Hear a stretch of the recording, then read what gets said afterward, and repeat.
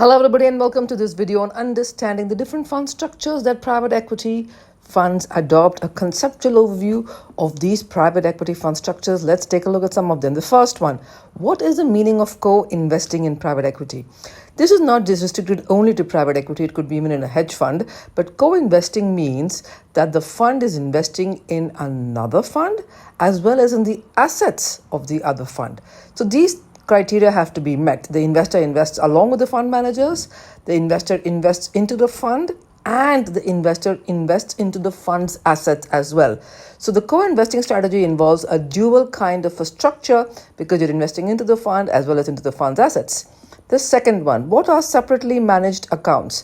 A separately managed account is an account where there is no pooling of funds. So till now, when you talked about hedge funds, mutual funds, private equity funds, venture capital funds, there was a pooling of funds. But here, there is no pooling of funds. The fund manager only manages a specific client's assets. Managing the client's assets means that they invest the client's funds directly into the different assets. The returns, therefore, are mapped accordingly. The third type is called as a fund of funds. A fund of funds is a very unique structure. We see this often even in mutual funds, wherein the fund invests in other funds. Okay, so the fund of fund concept is that the fund collects capital from different investors, and this pooled capital is not invested in other assets, but they are invested in other funds. This also helps in achieving the principles of diversification that they aim to get at. The co-mingled fund structure is perhaps the most common fund structure that we've ever seen. Co-mingled means, as we can understand, the meaning of mingling. Mingling means coming together. So co-mingled means all the capital of different investors are coming together. And this is called as a pooled capital. So limited partners contribute capital.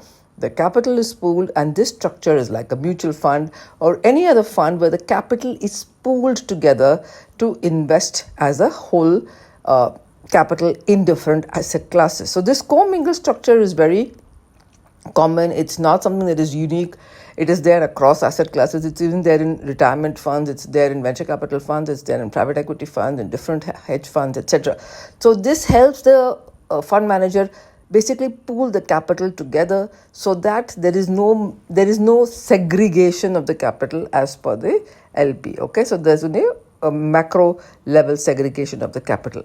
Question time. Do you get a thumbs up or a pow wow? Or all private equity funds close-ended funds? Okay. Well, is this right or is this wrong? Okay. The answer is that private equity funds have limited windows to raise funds.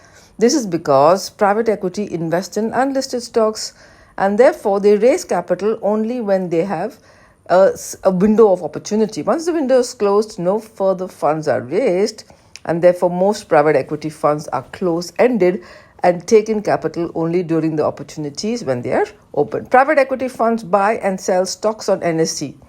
That's the National Stock Exchange. Is that a thumbs up or a pow wow? Okay, if it's correct, give it a thumbs up. If it's a wrong, give it a bash on my face or on your face. All right. Yeah, the private equity funds buy and sell, aggressive traders, right? They are on National Stock Exchange. Okay, tell me what's the right answer. Second one, private equity funds are open-ended funds. We just discussed this a couple of minutes ago. Is that a thumbs up or a punch on my face?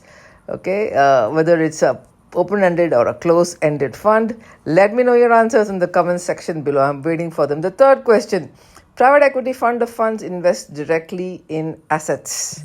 Is this a thumbs up or a punch? Okay, if it's right, give it a thumbs up. If it's wrong, give it a punch. That's how you should give answers nowadays in entrance exams and otherwise assessment procedures. Okay, thank you so much for watching this video. If you like the content, share it with your friends. Like, comment, and subscribe.